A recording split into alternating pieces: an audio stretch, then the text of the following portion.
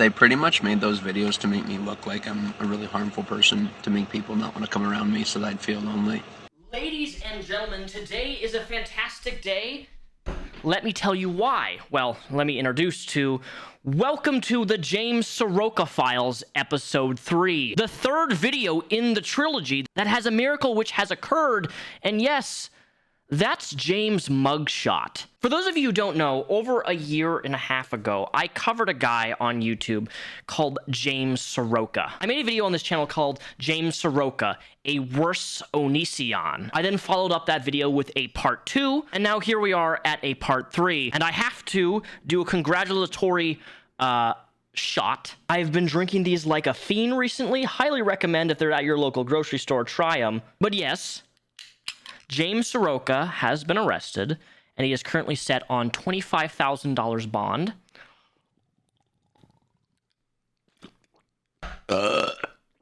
And you know what his charges were?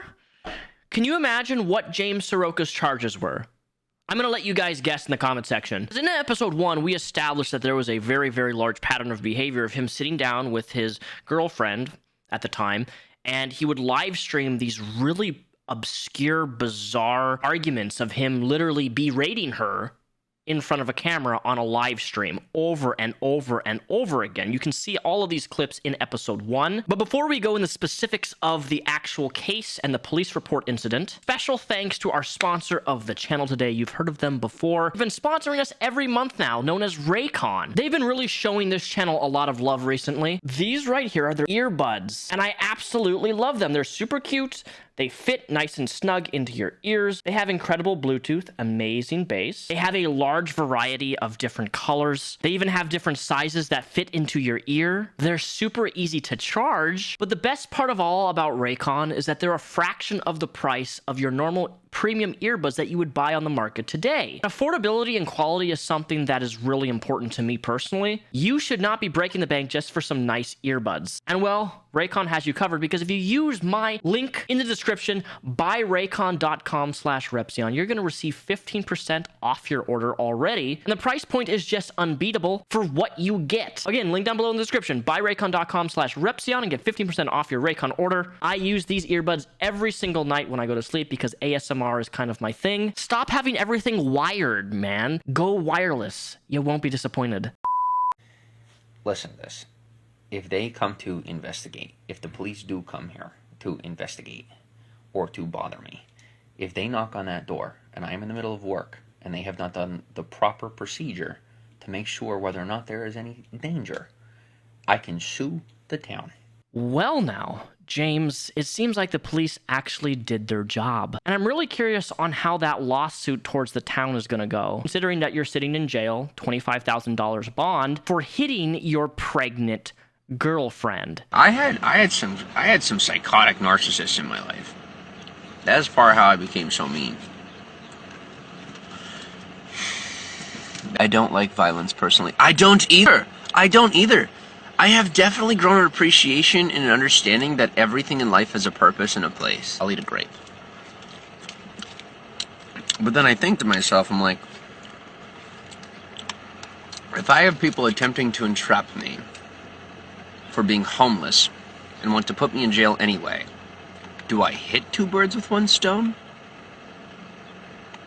Literally. I think it's best to remain docile. I do. It seems to me, James, that you definitely accomplished the two birds with one stone. And maybe that's not the metaphor that you were looking for, considering that you hit a woman and a child. DV is repulsive. It doesn't matter what they say to you. You are always responsible for how you react in a given situation. If you react with violence and choose to hit a partner, you are responsible for your reaction. But I want to give a thank you to each and every one of you guys who watched my original James Saroka video, part 1, because that video was actually had no ads on it, and somehow, some way, that video still managed to hit over 1 million views. And I'm really thankful for everybody who shared it, watched it, spread it, because when you find people on the internet like James Saroka or Nathan Larson, bringing awareness to these types of people is really, really, really important, especially if they have a small, tiny little audience of dedicated people who are already documenting everything that they're doing wrong or criminal activity or whatever, right? And I had so many people come to me about James Saroka. James Saroka. You got to cover this guy. You got to cover this guy. So eventually I took interest in it.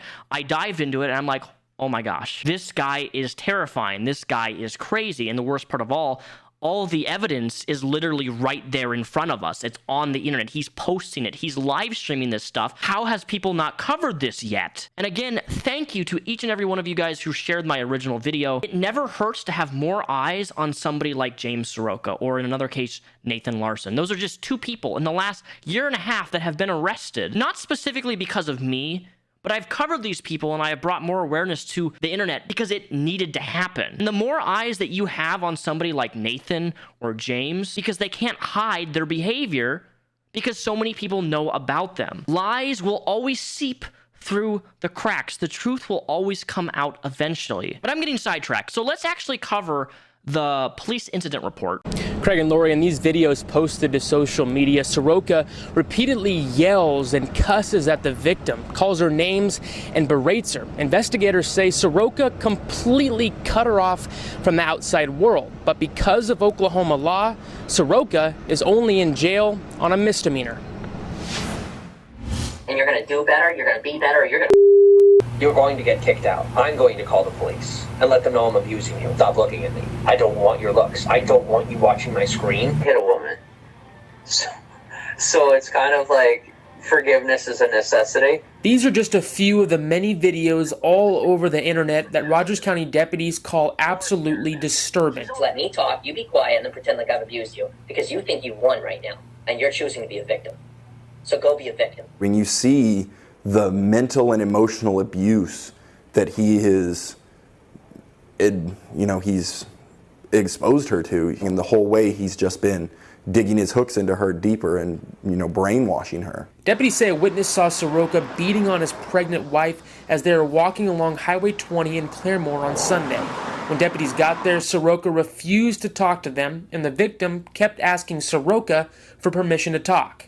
That's when deputies knew something was wrong and say she showed signs of battered women's syndrome. It's a textbook example of it. She's afraid of talking to the outside world. Has no control over the finances. She has no control over what she can do or where she can go. Deputies later learned the victim's family had been searching for her for the last 3 years.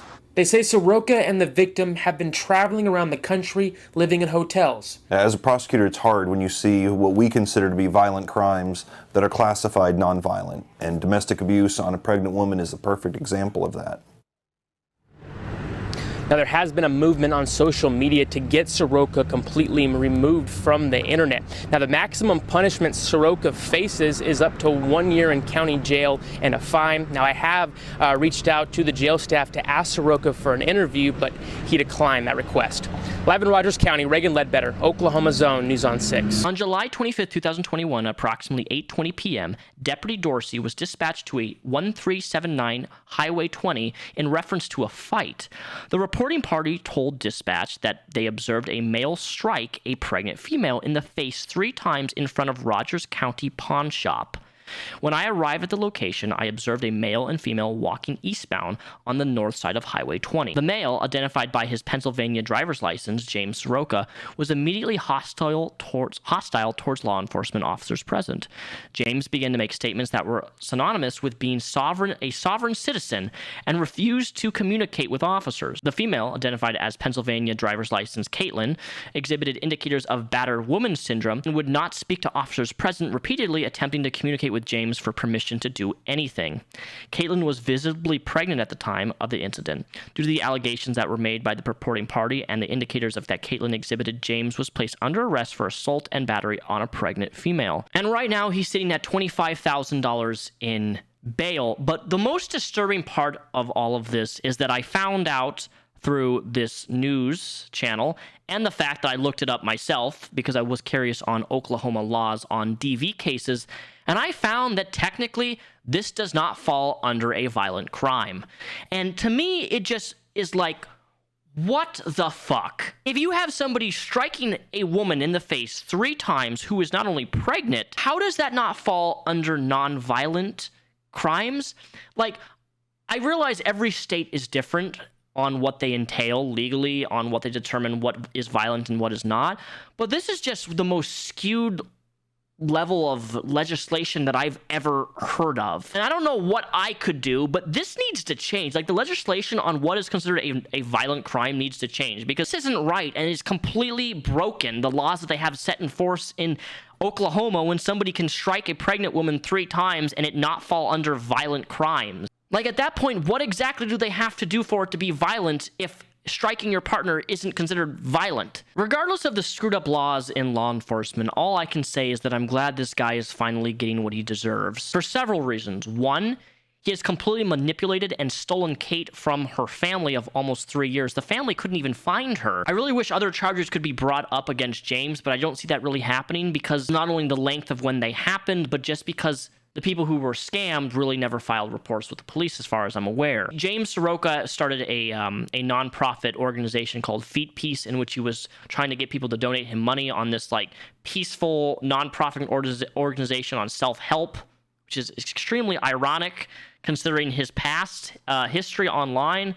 He was pretending to be a big influencer on Periscope for a few months, pretending that he had sponsorships with multiple different companies, which I cover in part 2 of James Saroka. And then people reached out to the company and found out, oh my gosh, this guy is claiming that he's sponsored by companies that he's actually not sponsored by, and we want no affiliation with him. He stole money and a bike from a war veteran who took pity on the guy, also in episode 2. Like, this guy is a crazy piece of work, and he always talks about his occupation. He's an influencer, all the while living from hotel to hotel, always telling people that he's homeless, and always asking people on Twitter and social media for help and donations and money. I would like to just highlight here that James Saroka is what a grifter is. Like, the term grifter is often not used properly. When you're constantly like begging and crying on camera for money because you refuse to work or have a job, while simply relying upon the kindness of random strangers online, kind of have a problem there. You combine all of these things with also being abusive at the same time,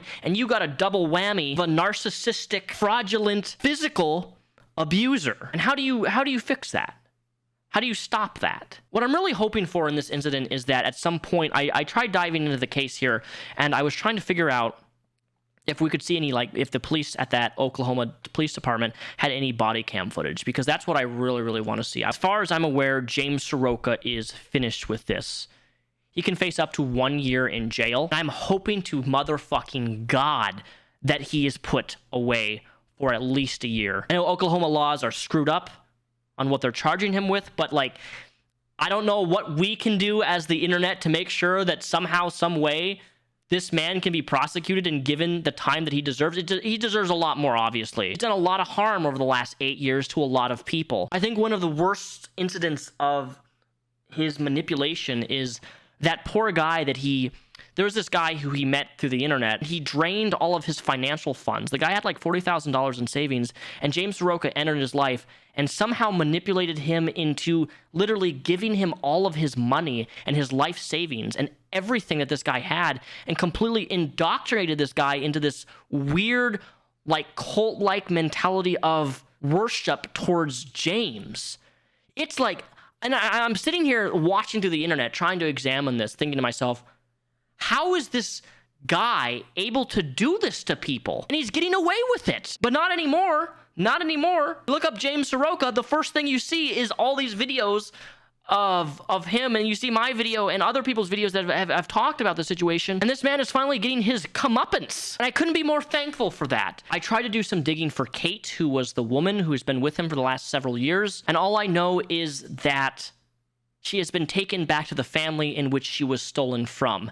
Outside of that, I don't know anything else. If anybody knows what's going on with that situation, please feel free to message me, update me, because I can't even imagine Caitlyn in this situation of being stuck with James for the last, 3-4 years, and having herself being thrusted on the internet without her consent. And as the officer said, battered housewife syndrome, which is a real thing that men and women can go through when you're with somebody who's chronically ill or is a narcissist who gets off on abuse. But yes, guys, miracles are possible. I'm happy to report that he is in jail, and his court date is just in a few days, and I'm very, very curious on what's going to happen with him. Let this be a reminder to anybody. The more eyes you have on you, when you post all your fucked upness on the internet for people to see and digest, the more likely you're gonna get caught. It just takes time.